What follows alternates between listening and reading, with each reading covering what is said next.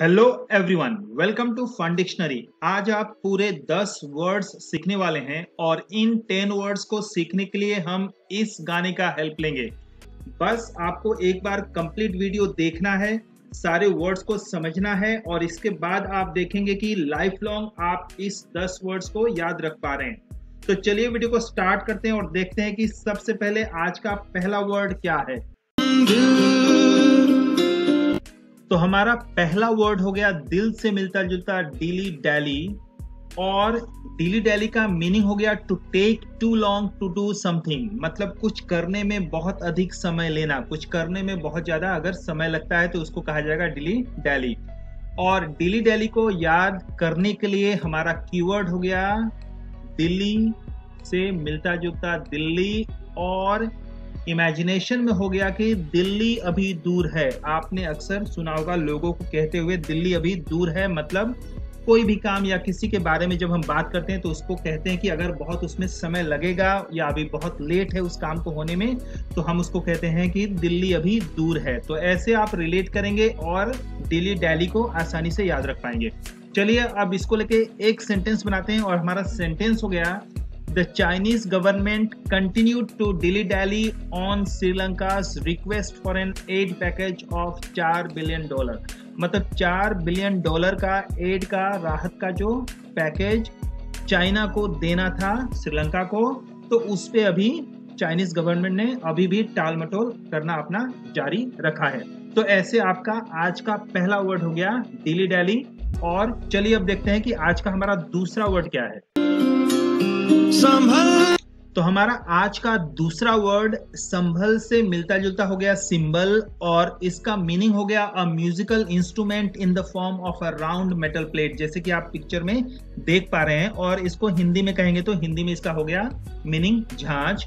और इसका कीवर्ड हमारा हो गया याद करने के लिए symbol is a symbol of spirituality. मतलब सिंबल मिलता जुलता है सिंबल के साथ, और हम इमेजिन करेंगे कि किसी के घर में अगर झांझ या सिंबल रखा हुआ है तो मतलब पता चलेगा या हम अंदाजा लगा सकते हैं कि हाँ वो स्पिरिचुअलिटी में या ऐसे आध्यात्मिक होने का उसका प्रतीक है। मतलब वो विश्वास करता है भगवान में।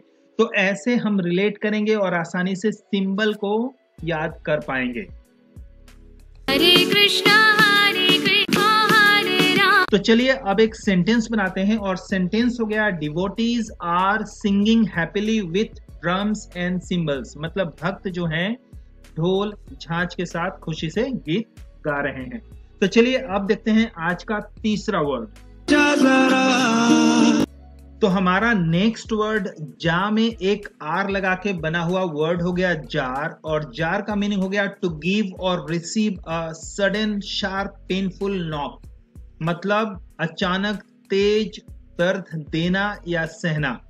यहाँ पे JAR जार ऐसे हम इसको वर्ब ले रहे हैं। अदरवाइज जार का मतलब होता है, अगर एज अ नाउन कंसिडर करें तो इसका मतलब होता है कंटेनर। तो यहाँ पे एज ए वर्ब हमने लिया हुआ है और हमारा इसको याद करने का तरीका उसी जार या कंटेनर से होगा। और हमारा इमेजिनेशन में हो गया कि you knock the jar and it gives sharp pen.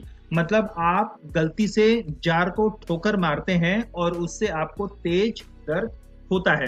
तो ऐसे आप जार को वर्ब वाला फॉर्म जो है उसका मीनिंग याद रखने के लिए आप जार मतलब कंटेनर्स के साथ रिलेट कीजिए और आसानी से आप इसको याद रख पाएंगे। चलिए अब एक सेंटेंस बनाते हैं और सेंटेंस हो गया she jawed her wrist during training yesterday. मतलब येस्टरडे कल उसने ट्रेनिंग के दौरान अपनी कलाई को बहुत ज्यादा जैसे उसने मोड़ दिया और उसके चलते बहुत ज्यादा उसको झटका लगा, उसको दर्द महसूस हुआ। हमारा नेक्स्ट वर्ड हो गया जायरेट, और जायरेट जरा से मिलता जुलता जायरेट, और इसका मीनिंग हो गया to move around in circles. मतलब एक सर्कल में घूमना। मतलब कोई घूम रहा है या नाच रहा है और ऐसे अगर वो सर्कल में कर रहा है घूम रहा है तो उसको कहा जाएगा जायरेट। जय श्री कृष्ण चैतन्य प्रभु नित्यानंद। अब इसको याद कैसे रखेंगे? इसको याद रखने के लिए हमारा कीवर्ड RATE इसी में इस वर्ड में जो है उसी से हमारा जुड़ा हुआ कीवर्ड हो गया रेट, और हमारा इमेजिनेशन हो गया शेयर रेट हायर। मतलब शेयर के प्राइस का जो कीमत है, जो रेट है, वो ऊपर गया है, it is higher and so people gyrate, और इसीलिए लोग खुशी से नाच रहे हैं, एक सर्कल में ऐसे झूम रहे हैं। और आप इसको वैसे जो यहाँ पे अभी डांस कर रही थी डिवोटीज, उनके साथ भी आप रिलेट करके इसको थोड़ी सी बिजार वे में रिलेट करके आप इसको इमेजिन कर सकते हैं कि डिवोटीज वैसे तो उनको कोई शेयर प्राइस से मतलब होगा नहीं, लेकिन आप इसको इमेजिन कर सकते हैं कि उनको भी उनका भी पैसा लगा था शेयर मार्केट में, और उनको भी पता चला कि शेयर का रेट हायर हो चुका है एंड दे आर जायरेटिंग। तो ऐसे आप रिलेट कीजिए और आसानी से आप याद कर पाएंगे।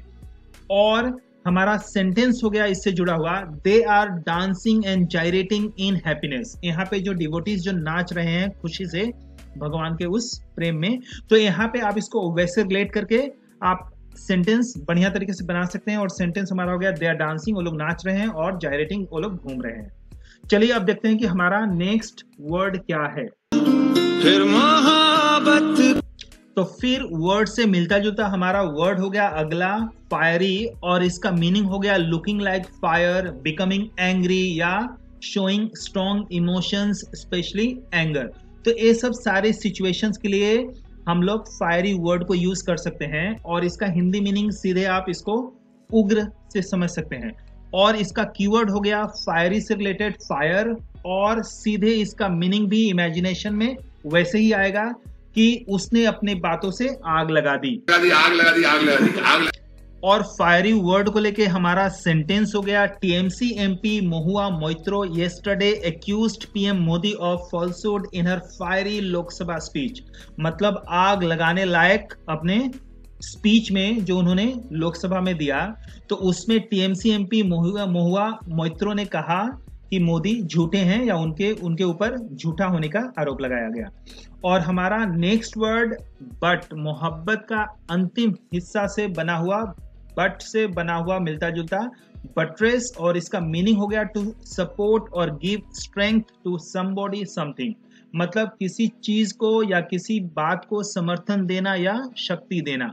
और इससे जुड़ा हुआ हमारा कीवर्ड हो गया, बट्रेस से जुड़ा हुआ मिलता जुलता हमारा कीवर्ड हो गया बटर, और हमारा इमेजिनेशन हो गया, she tries to butter up her boss to buttress her request. मतलब अपनी बात को, अपनी रिक्वेस्ट को बल देने के लिए वो बार बार बटरिंग करती है। और देखिए यहाँ पे हम लोग बट्रेस वर्ड का भी वर्ब फॉर्म लिए हुए हैं। वैसे अगर बट्रेस वर्ड का नाउन फॉर्म में हम कंसिडर करें या उसका नाउन फॉर्म लेंगे, तो इसका मीनिंग होता है ये जो पिक्चर में देख रहे हैं इससे मिलता जुलता। मतलब जैसे किसी को, मतलब यहाँ पे जैसे इस वॉल को सपोर्ट देने के लिए यहाँ पे ये जो स्ट्रक्चर खड़े किए गए हैं, तो इसको ही कहा जाता है बट्रेस। और इसी से मिलता जुलता हमारा वर्ब का वर्ड हो गया, वर्ब के वर्ड का मीनिंग हो गया कि किसी भी चीज को या किसी भी बात को सपोर्ट देना। और इससे रिलेटेड हमारा सेंटेंस हो गया, The sharp increase in crime seems to buttress the argument for more police officers on the street। मतलब बहुत ज्यादा जो क्राइम रेट बढ़ रहा है, तो उससे इस बात को और ज्यादा बल मिलता है। किस बात को? कि और ज्यादा पुलिस ऑफिसर्स की जरूरत है, कहाँ पे? रोड पे। चलिए अब देखते हैं हमारा अगला वर्ड क्या है। तो हमारा अगला वर्ड करने से मिलता जुलता हो गया क्रेन, और इसका मीनिंग हो गया to stretch your neck to see something better. मतलब अपनी गर्दन घुमाना ताकि आप बेहतर देख पाएं। और इसका कीवर्ड क्रेन, मतलब सिंपली जो क्रेन जैसे हम लोग जो रोड पे देखते हैं उसी से रिलेट करके हम कीवर्ड बना सकते हैं। और इमेजिनेशन में हो गया हमारा, he stretched his neck like a crane. मतलब उसने क्रेन की तरह अपनी गर्दन इधर उधर फैला ली। किस लिए? ताकि उसको बेटर दिख सके कुछ भी। और हमारा सेंटेंस हो गया, He craned his neck to get a better view of the person approaching। मतलब जो इंसान जो आ रहा था उसकी बेहतर व्यू पाने के लिए उसने अपनी गर्दन टेढ़ी कर ली। हमारा नेक्स्ट वर्ड हो गया चला से मिलता जुलता शैले, और इसका मीनिंग हो गया अ स्मॉल हाउस और हट। मतलब एक छोटा सा घर या झोपड़ी। और इसका कीवर्ड हो गया CHALE, चले। और हमारा इमेजिनेशन में हो गया कैसे चलें, घर बड़ा छोटा है। देखिए यहाँ पे CHALET शैले इसका प्रोनाउंसिएशन होता है, chalet, chalet, chalet, लेकिन हम इसको अपनी कीवर्ड बनाएंगे CHALE के रूप में, चले के रूप में, और इमेजिनेशन में हम इसी को यूज करेंगे। मतलब कैसे चलें, घर बड़ा छोटा है, तो ऐसे आप रिलेट करेंगे तो आसानी से शैले वर्ड को याद रख पाएंगे। और हमारा सेंटेंस हो गया,